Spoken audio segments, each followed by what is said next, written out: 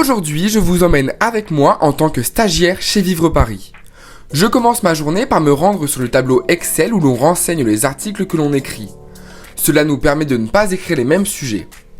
Ensuite, je me connecte à différents médias pour me tenir informé de l'actualité. Mais aussi sur Twitter, où je suis abonné à tous les politiques de la ville de Paris, tous les médias locaux et autres comptes qui me sont utiles. Une fois que je trouve un sujet intéressant, je sélectionne les informations importantes et utiles que je pourrais traiter dans mon article et je me lance dans l'écriture. Une fois que mon article est écrit, je dois le publier sur le site de vivreparis.fr, en suivant une to-do list très importante.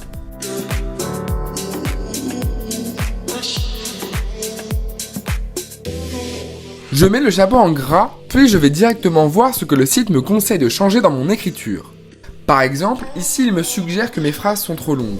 Après avoir apporté toutes les modifications au texte, je passe à la mise en forme, en mettant en gras les mots importants par exemple. Ensuite, je viens m'occuper du SEO, donc toutes les choses importantes pour que mon article soit référencé par Google. Je renseigne une requête qui est tout simplement le sujet de mon article, et je suis une nouvelle fois les conseils du site. Par exemple, mettre des liens qui amèneront vers d'autres articles de Vivre Paris, des liens d'autres sites internet, mais aussi une ou plusieurs images. Une fois que l'article est mis en forme, je le publie et vérifie qu'il s'affiche bien sur le site. Ma matinée est maintenant terminée. En début d'après-midi, je me reconnecte sur Twitter pour sélectionner quelques infos du jour concernant la capitale.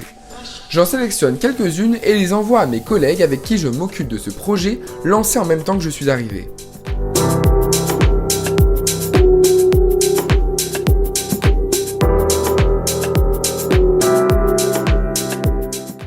Une fois que chacun a proposé ses actus, on en sélectionne 5, puis on réalise un plan pour savoir qui écrit quelle news et qui l'illustre. Après ça, nous nous rendons sur Canva où la template est déjà prête, elle reste la même tous les jours. Nous n'avons plus qu'à venir compléter en écrivant nos petites brèves de 300 signes. Après cela, je sors à l'extérieur pour illustrer quelques news, ici à Montmartre.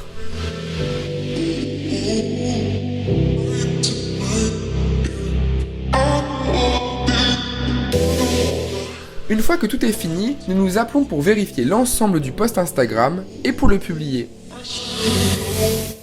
Voilà à quoi ressemble une journée en tant que stagiaire chez Vivre Paris.